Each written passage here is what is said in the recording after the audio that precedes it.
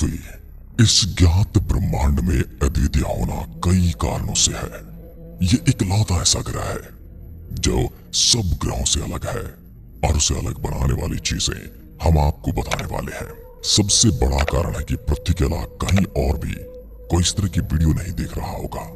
जिस जमीन पर आप लेटे हैं, जिस जमीन पर आपका बिस्तर है, आपका घर है, सोचिए यदि यह जमीन ही ना हो तो आप हमारी पृथ्वी पर कम से कम मनुष्य के जीवन की तो कल्पना कर ही नहीं सकते। हाँ, कुछ जलीय जीव अवश्य हो सकते हैं, वो भी तब जब पृथ्वी के जल के नीचे भी धरातल हो। आपकी तरह इस ब्रह्मांड में, इस ब्रह्मांड के बारे में सोचने वाला कहीं और नहीं है। यही पृथ्वी को सबसे अलग बनाता है और साथ ही यहाँ कहीं पहाड़, कहीं नदियां, कहीं झरने और कहीं दूर दूर तक फैला हुआ रेगिस्तान, कहीं बर्फ की चादर ओढ़े हिमालय और कहीं जल ही जल यानी कि समुद्र है। पर क्या ये सब हमें कहीं और देखने को मिलता है पृथ्वी के अलावा? जीवन की बात न भी करें तो क्या हमारे जैसी जमीन अन्य ग्रहों पर है? कैसी जमीन है बुध ग्रह की? कैसी हवाएं चलती है मंगल पर? कैसे शुक्र की जमीन दिखाई देती है? बृहस्पति, शनि, अरुण और वरुण पर कहां उतारा जा सकता है विमान? How is the land of Jupiter, Saturn, Uranus and Neptune? कैसी है इन सब ग्रहों की जमीन? जानेंगे आज के वीडियो में। सबसे पहले बात करते हैं सूरज के बिल्कुल नजदीक बुध ग्रह की। बुध ग्रह बिल्कुल सूखा और वीरान ग्रह है जिसके पास अपना बिल्कुल भी वातावरण नहीं है। बुध ग्रह की जमीन को तब आप देखेंगे तो आपको लगेगा कि जैसे बुध ग्रह को चिकन पॉक्स हो गया है, यानी कि इसकी सतह पर इतने ज्यादा गड्ढे हैं। कुछ गड्ढे तो बहुत विशाल है जो कई किलोमीटर तक फैले हुए हैं और कई किलोमीटर तक गहरे भी हैं।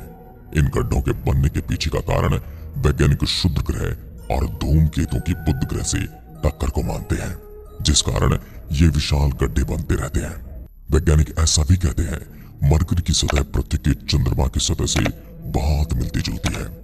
इसकी सतह देखने पर चंद्रमा जैसी लगती है। बुध ग्रह की जमीन पर सबसे बड़ा गड्ढा जो आकार में लगभग 1550 किलोमीटर व्यास का है, इसका पता 1974 में मैरिनर 10 मिशन द्वारा लगाया गया था। दोस्तों, बुध ग्रह के वायुमंडल के अंदर मौसम नहीं पाए जाते, यानी हमारी पृथ्वी की तरह बुध ग्रह पर मौसम परिवर्तन होते ही नहीं। बुध ग्रह की सतह पर हम उतरकर इसकी जांच नहीं कर सकते क्योंकि यहाँ दिन के समय का तापमान 450 डिग्री सेल्सियस तक पहुंच जाता है और रात के समय में तापमान बहुत ज्यादा गिर जाता है। रात में बुध ग्रह का तापमान -176 डिग्री सेंटीग्रेड तक चला जाता है। इस तापमान में इंसान न तो दिन में जिंदा रह सकता है और न रात में, और ऐसा वातावरण हमें मिलेगा नहीं जहां पर हम जिंदा रह सकते हैं।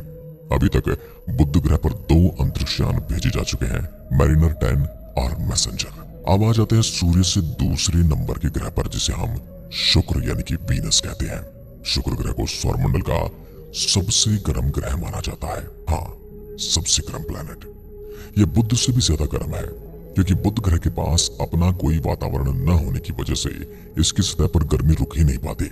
लेकिन शुक्र ग्रह का वायुमंडल कई किलोमीटर मोटे सल्फ्यूरिक एसिड के बादलों से ढका रहता है। जिस प्रकार हमारी पृथ्वी पर कई बार घने बादल होते हैं तो एकदम से तापमान बढ़ जाता है, पसीना आना शुरू हो जाता है और ह्यूमिडिटी बढ़ जाती है, ठीक वैसा वहां पर हर वक्त रहता है। इस खतरनाक सल्फ्यूरिक एसिड के बादलों की वजह से शुक्र ग्रह की सतह दिखाई ही नहीं देती। शुक्र ग्रह के वातावरण में 96% कार्बन डाइऑक्साइड मौजूद है जो ग्रीन हाउस गैस का प्रभाव डालती है। शुक्र ग्रह के घने एटमॉस्फेयर की वजह से सूर्य की गर्मी बाहर ही नहीं जा पाती और यहाँ पर एक भयंकर उमस बन जाती है और यही इसे सौरमंडल का सबसे गर्म ग्रह भी बनाती है। इसकी सतह का तापमान 475 डिग्री सेंटीग्रेड है। शुक्र यानी कि वीनस सौरमंडल के स्थलीय ग्रहों में गिना जाता है। आसान भाषा में कहें तो शुक्र ग्रह पृथ्वी की तरह ही एक चट्टानी पिंड है। अगर आप शुक्र ग्रह की सतह यानी कि जमीन पर जाएंगे तो आपको इस ग्रह की सतह पर कहीं भयानक ज्वालामुखी नजर आएंगे तो कहीं पर बहता हुआ लावा। शुक्र ग्रह की सतह ज्वालामुखी से निकले लावे और चट्टानों के सूखे टुकड़ों से मिलकर बनी है। वैज्ञानिकों का अनुमान है कि शुक्र ग्रह पर 100 किलोमीटर के दायरे में करीब 150 से ज्यादा ज्वालामुखी पाए जाते हैं। इस ग्रह की जमीन एकदम शांत पड़ी है। अगर कोई हलचल होती है तो वह सक्रिय ज्वालामुखी की वजह से ही। बेसोन से बनी इस धरातलीय संरचना का 65% हिस्सा इन्हीं ज्वालामुखी के लावे से बना है। वैज्ञानिकों की माने तो शुक्र ग्रह की जमीन पर करीब 1 लाख से भी ज्यादा ज्वालामुखियों की मौजूदगी हो सकती है। शुक्र ग्रह पर मौजूद ज्वालामुखी ऐसी ही जिनमें विस्फोट होते रहते हैं और लावा द्रव्य बाहर आता रहता है। शुक्र ग्रह पर हवा का दाब पृथ्वी से 92 गुना ज्यादा है। शुक्र ग्रह पर चलना ठीक वैसा ही है जैसा पृथ्वी के किसी महासागर के 1 किलोमीटर नीचे चलना। शुक्र ग्रह की सतह बहुत ही गर्म होने के कारण कोई भी अंतरिक्ष यान इस प्लेनेट पर ज्यादा देर नहीं टिक पाता और जलकर या फिर पिघलकर नष्ट हो जाता है। शुक्र ग्रह के घने बादलों के नीचे खतरनाक ज्वालामुखी से भरा हुआ एक नरक है। कोई भी इंसान जो अंतरिक्ष या फिर अन्य ग्रहों के बारे में जानना चाहता है वो शुक्र ग्रह पर बिल्कुल नहीं जाना चाहता। शुक्र ग्रह के इतने हाई टेम्परेचर में किसी भी इंसान या किसी भी जीव का जिंदा रहना नामुमकिन है। इस ग्रह पर आज की टेक्नोलॉजी से बना कोई भी अंतरिक्ष यान ज्यादा देर नहीं टिक पाता है। ये एक जलते हुए तंदूर की भांति है।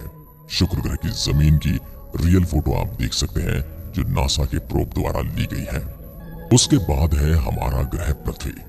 इसकी तो जमीन आपने देखी होगी, किस तरह की जमीन है हमारे यहाँ पर। हर तरह का आपको मौसम मिलता है, हर तरह की जमीन दिखाई देती है, कहीं रेत कहीं पहाड़ कहीं समतल, और इस पर बहुत सारे जीव भी आपको दिखाई देते हैं और उन्हीं में से आप और मैं भी एक जीव है।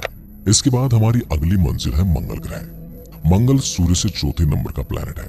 मंगल भी हमारी पृथ्वी की तरह एक स्थलीय धरातल वाला ग्रह है। मंगल ग्रह की भौगोलिक विशेषताएं काफी हद तक हमारी पृथ्वी के समान है।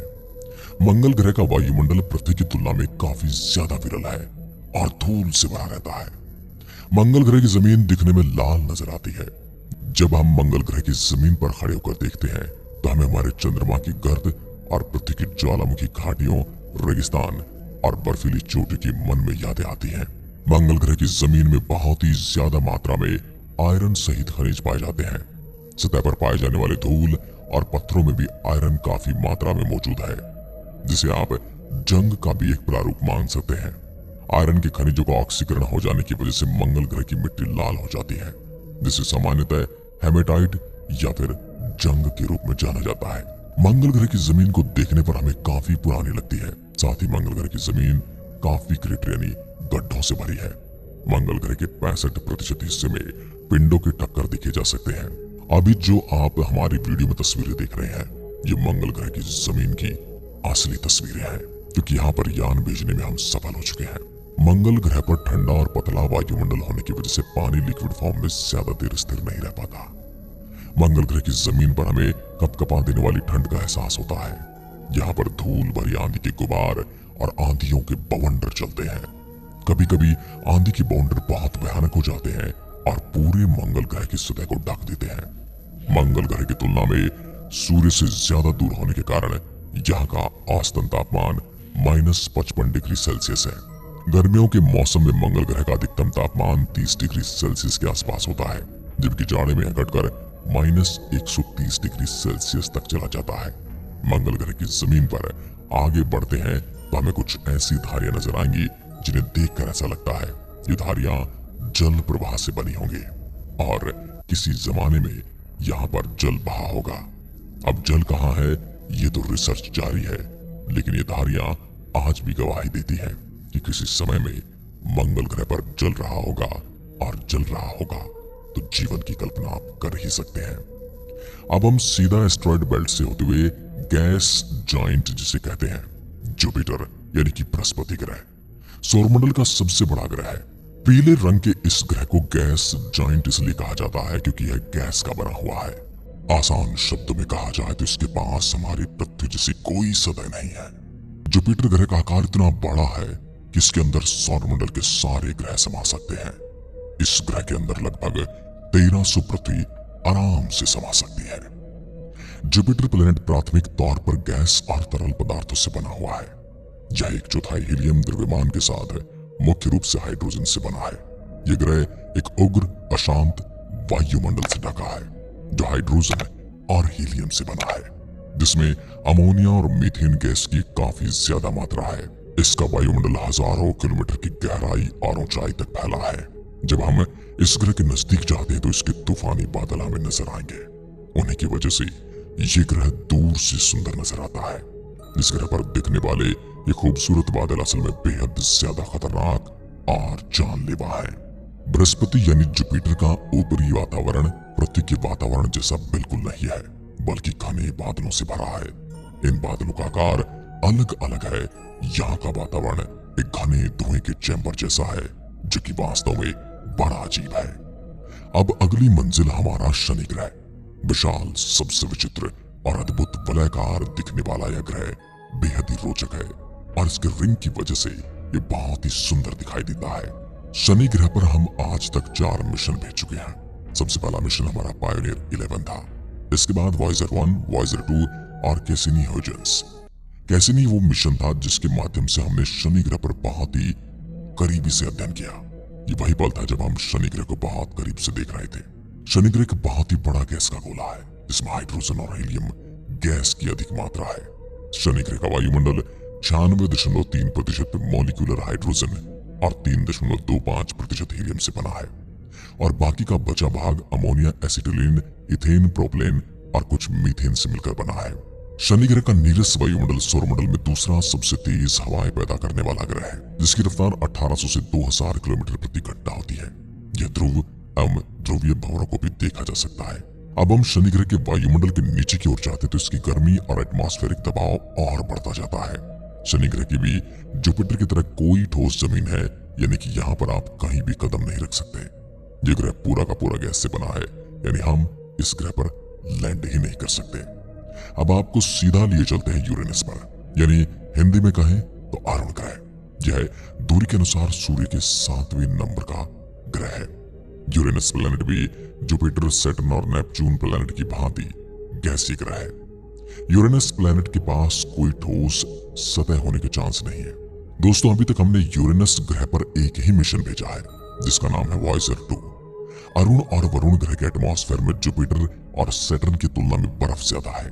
पानी की बर्फ के अतिरिक्त इनमें जमी हुई अमोनिया और मीथेन गैस की भी बर्फ मौजूद है। यही वजह है कि कई वैज्ञानिक इसे बर्फीला गैस ही कहते हैं, यानी कि कोई इसे बर्फीला और कोई गैस ही कहता है। यूरेनस प्लैनेट के एटमॉस्फेयर में 83% हाइड्रोजन और 15% हीलियम और 2% मीथेन मौजूद है। सौरमंडल के सभी ग्रह की तुलना में यूरेनस प्लैनेट का वायुमंडल सबसे ज्यादा ठंडा है। यहाँ का औसत तापमान -224 डिग्री सेल्सियस है। यूरेनस प्लैनेट पर काफी तेज हवाएं चलती हैं। यहाँ के वातावरण में हवाएं 900 किलोमीटर प्रति घंटा की रफ्तार तक पहुंच जाती हैं। इस ग्रह पर वातावरण में मुख्य रूप से हाइड्रोजन, हीलियम और मीथेन गैस है। मीथेन सूर्य से प्राप्त सभी लाल किरणों को अवशोषित कर नीले रंग का दर्शाता है। इसी वजह से यह ग्रह सबसे सुंदर और नीले रंग का दिखाई देता है। अब अगली डेस्टिनेशन सौरमंडल का अंतिम ग्रह नेपच्यून। दोस्तों, अन्य गैसीय ग्रहों की तरह नेपच्यून प्लैनेट के भी छल्ले बड़े तो रिंग हैं। अब तक नेपच्यून प्लैनेट के 5 छल्लों की खोज की जा चुकी है। नेपच्यून के छल्ले शनि ग्रह की तरह चमकदार तो नहीं है, पर ये बहुत ही पतले और गहरे हैं। अब तक हमने नेपच्यून प्लैनेट पर एक ही मिशन भेजा जिसका नाम है वॉयजर 1। नेपच्यून का वायुमंडल 74% हाइड्रोजन, 25% हीलियम और लगभग 1% मीथेन गैस से मिलकर बना है। नेपच्यून गैस से बना एक विशाल ग्रह है। इसके एटमॉस्फेयर में बर्फीले बादल और सौरमंडल में दर्ज सबसे तेज हवाएं भी हैं। वायुमंडल के चरम सीमाओं में बर्फीले मीथेन और मामूली गैसों के कण नेपच्यून को अपने गहरे नीले रंग को दिखाते हैं। नेपच्यून ग्रह की सतह की बात करें तो इसका औसत तापमान -214 डिग्री सेल्सियस है। वरुण ग्रह की बनावट काफी हद तक अरुण ग्रह के समान है। अरुण और वरुण के 66% एटमॉस्फेयर में बृहस्पति और शनि की तुलना में बर्फ की अधिकता ज्यादा है। पानी की बर्फ और अतिरिक्त इनमें जमी हुई अमोनिया और मीथेन गैसों की बर्फ। तो कभी कभी वैज्ञानिक इन दोनों ग्रहों को बर्फीले